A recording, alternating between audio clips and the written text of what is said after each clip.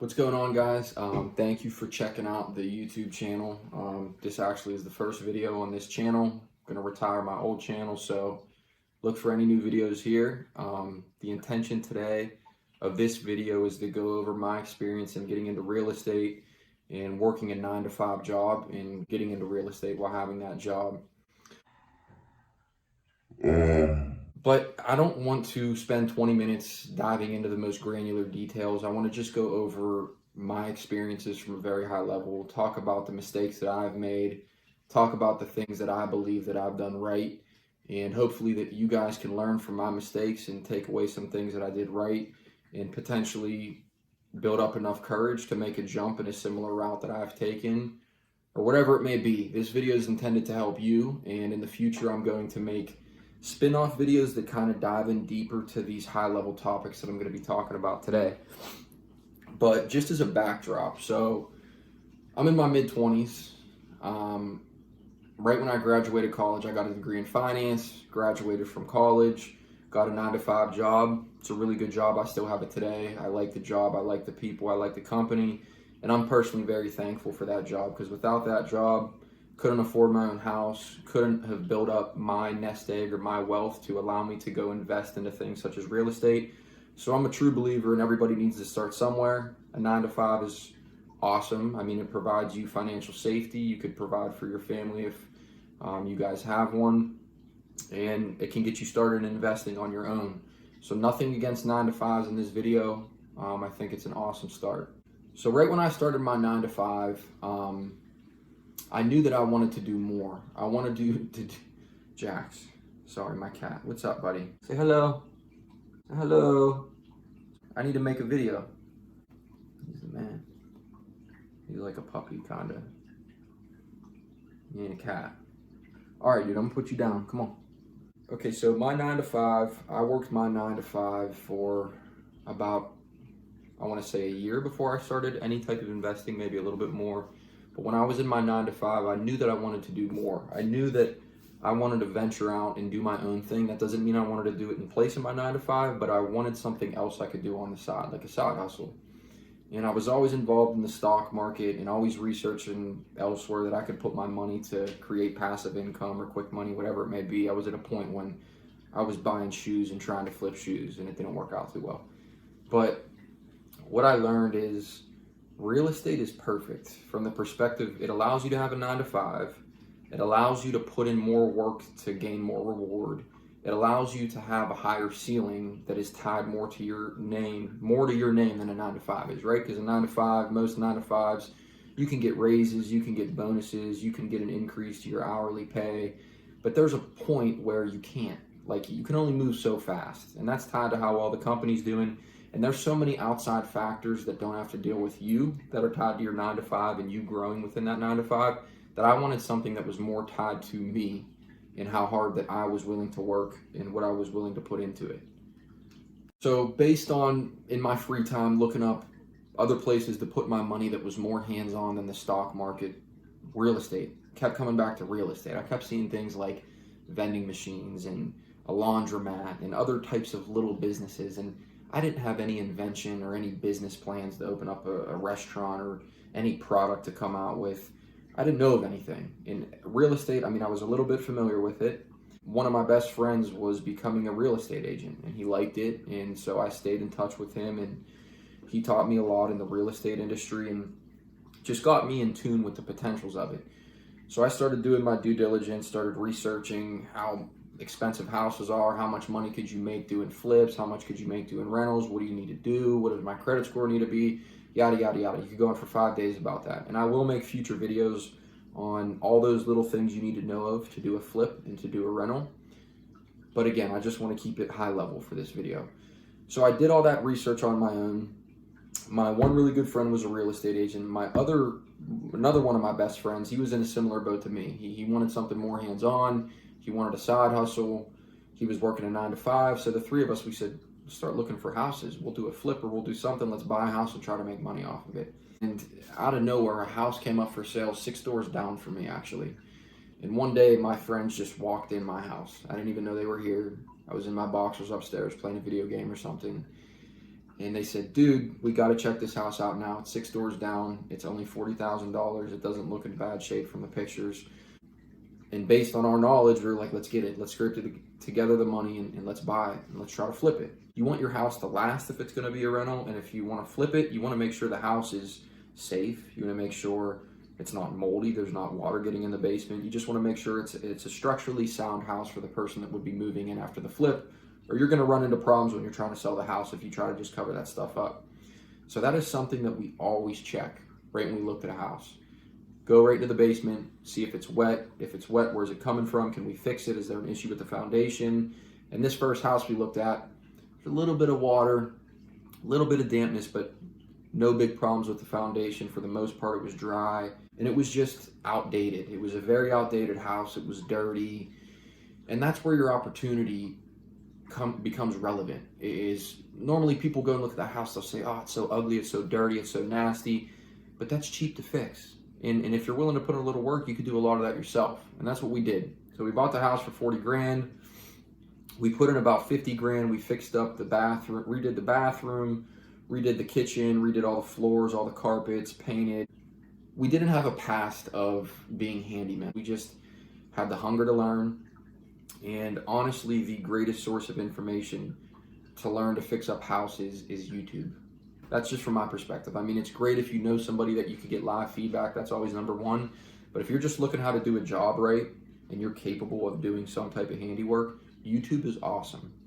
I learned so much from YouTube. So I always recommend looking at how-to videos on YouTube before you dig into something.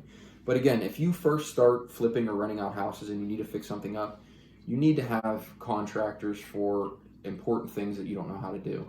When we first started, we didn't touch ourselves anything electrical, any plumbing, any of those big items that you need a licensed professional. We would hire out for that. But we did smaller things, like we demoed the whole house, we painted, we did trim, we put in some flooring.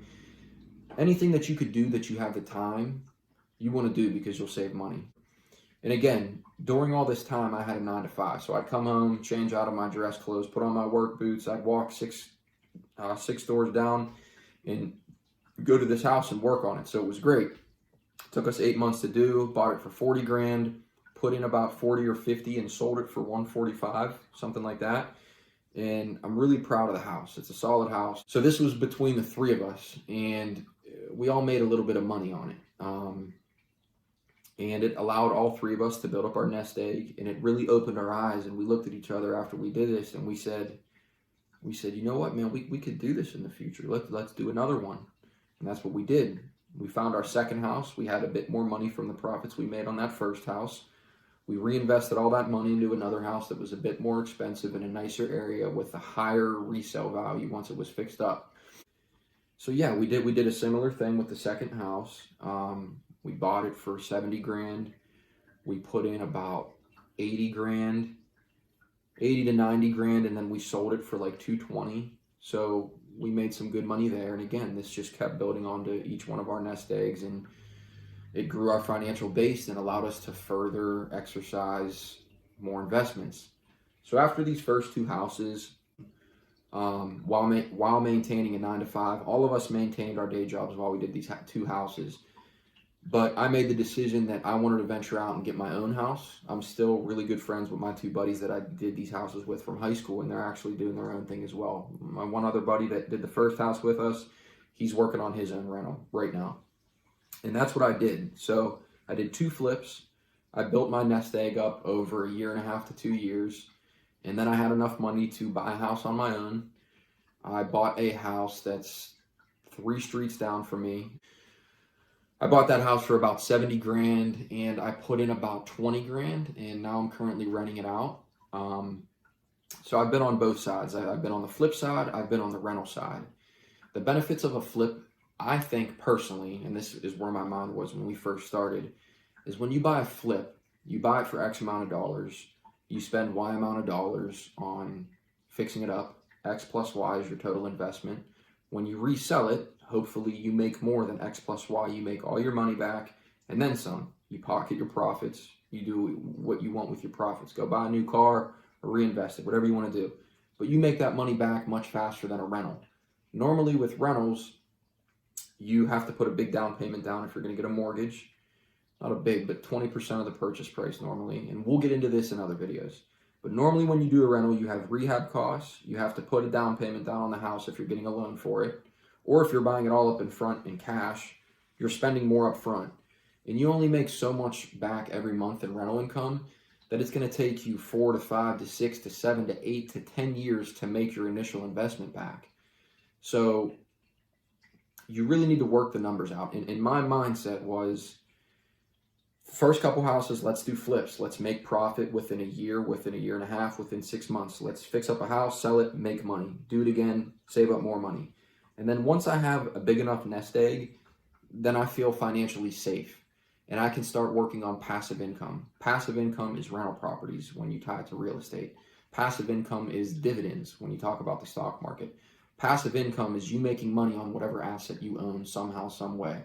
With rentals, the asset you own is the house, and you're making monthly rental income is the passive income. So before you buy a house for a flip or for a rental, you always need to do your due diligence and make sure that the numbers work. Meaning, on a flip, you need to take your however much the house cost, what the rehab expenses are, what the closing costs are, and you need to make sure that when you resell it, it's greater than those 3 components, and you will profit. Doing a rental is a little bit more complex, but it's not that hard, and I'm going to have to make a whole video in itself to explain the simple formula of rentals to ensure that you're making a cash-on-cash return each month, and then that return in a percentage form is a good percentage compared to benchmarks, what other people are making in the stock market or even other rental properties in the area. But a simple rule of thumb that I've always used is, if you take how much the house costs plus how much the rehab costs are plus the closing costs, if you add up all 3 of those things, you multiply it by 1%, if your monthly rent that you believe you can get for that house is greater than 1% of those 3 components added up, it will most likely have a good cash-on-cash return. But you have to make sure that you're getting a 30-year loan from the bank for that calculation to make sense. Most of the time, that calculation works. Meaning you're going to get a good cash-on-cash return on an annual basis. So all your rental income minus all your expenses, when you take your profit from those 2 things and you put it up against what you put up front to get into that house, on a 30-year loan, it normally is a good cash-on-cash return. And again, I'll make another video that gets further into that. I know there's a ton of awesome videos out there on YouTube that explains it. If you just type in rental income profitability calculator on YouTube, there are so many videos that explain it probably better than I can. But I will come out with a video explaining that soon. But that's the due diligence you have to do and that I did on this first property. And from my perspective, you always hear these horror stories of, oh man, tenants, they couldn't get them out of the house, they destroyed the house, and it scares a lot of people away from rental properties. But you got to, again, do more due diligence when you're getting tenants in. You got to do credit score screening, you got to do debt to income ratio screening. You need to understand your tenants, meet with them, and just make sure that the person seems like a solid person. I mean, make sure it seems like they're a good person. You don't want somebody that's going to treat you bad. You want to treat them good. You want them to treat you good. You want to build a relationship that's going to benefit the both of you. And from my experience, my first tenant, he's been absolutely awesome. He literally has increased the value of the house. The first week he was there, he landscaped the backyard, made it look all nice. Every time I drive by, there's like, perfect. Like literally 0 problems with my tenant. I've had this house now for, I want to say 8 or 9 months, makes payments on time, house always looks awesome. I've honestly only had to go down to the house within 8 months one time. So it honestly couldn't be going better. So within a 3-year span of me starting my 9 to 5, I've been working my 9 to 5, did 2 flips, bought a rental myself, fixed it up, got a tenant, and I'm making good returns on my rental property. And another good thing about rental properties is the money that your tenant pays you're paying down the loan that you owe the bank on the house. So you're getting more equity in the house. So when you go to resell that house, you're going to make a lot more money back because the tenant is paying off the house And after the mortgage payment, you're again pocketing that cash that you're getting after you're making the payment to the bank. Again, if I had a whiteboard here and a marker, I could do this a lot better and explain it. But at the end of the day, for rentals, they're good because you can turn a profit while paying off the loan on the house at the same time. So you're building your equity in the house and you're making cash on your asset on the house. And for long-term financial independence or wealth or whatever you want to call it, just having enough money in the future, rentals are awesome because if the market appreciates and shoots up, you could always just resell the house. So from my perspective, on my very small experience of one house, it's been going awesome. But in 3 years' time, 2 flips, 1 rental, while working a 9 to 5, it's a grind. I mean, if you want to put in a lot of work into these houses and save a lot of money, it's a grind. You got to come home from work, you got to put on your work boots, and you got to get dirty. But it's worth it for sure. And the experience and the knowledge that I have on fixing things up around a house is awesome. I couldn't be more thankful for it, and I'm confident for the next house that I do. So after those 3 houses, my dad has been awesome in this process. He was always willing to come down after his job and help me out, teach me things that I didn't know. My dad's awesome. Look up to him in so many different ways, and I'm thankful. So after this 3rd house, my dad said, "Hey, Ant, do you want to open up a LLC and start doing rentals together?" And I said, "Let's do it, man. Spend time with my dad. Me and him work really well together." And so we've done that. So right now I have that 1 rental property. Me and my dad are just finishing up another rental property that we bought for around 70 grand, put in about 15 grand, and we're going to be making hopefully about $1,200 in rent. So if you remember that calculation, I said the 1% rule. 70 grand to buy the house, about 15 grand in fixing it up and closing costs, that's 85 grand. We're making 1250, which is a decent amount above 1% of that 85 grand. It's going to turn a profit for us after we pay off the mortgage each month and save money for capital expenditures and vacancy and that crazy formula we'll talk about in the future. But that 1% rule worked for that property, it worked for the previous property. But again, you don't want to buy a property after you just do the 1% rule. You need to open up an Excel spreadsheet or get a notebook and a pen and actually do the math and see what it would be. But that 1% rule worked out well. And so me and my dad have an LLC together now. And we actually just closed on another house. So it's going to be the 3rd property I have under my belt, and that house is going to be a rental property. That house we bought in cash up front because it was the only way we were going to get the deal done. And that's a whole nother schematic and blueprint because we didn't get a loan from a bank, but there are ways that you can turn a profit with other refinancing vehicles that we will discuss again in another video. I don't want to get into it right now, but yeah, man, my experience overall, I'm blessed to have been able to do these things with the help of my dad and my family and the support of my fiance. She gives me the motivation. She's been down to the house a lot to help me out with painting and things that drive me crazy. So I've been really thankful to have the supporting cast that I do have around me and to be where I'm at today, because I see a light at the end of the tunnel of me hopefully having a successful future where I could support my fiance and my future family. A couple other things here. This video is being made end of 2020. It's almost 2021. If you are going to get a mortgage on a property for a rental and you find the right deal, it is a phenomenal time to get in the game because interest rates are so low because of whatever the government's doing to lower interest rates to kind of stabilize the real estate market. Meaning if you go get a mortgage from a bank, your interest rate will be much lower than it would be a year ago or maybe a year in the future. So right now is a solid time to get into it. But what the bad thing is, at least in my area, is prices have absolutely skyrocketed since coronavirus.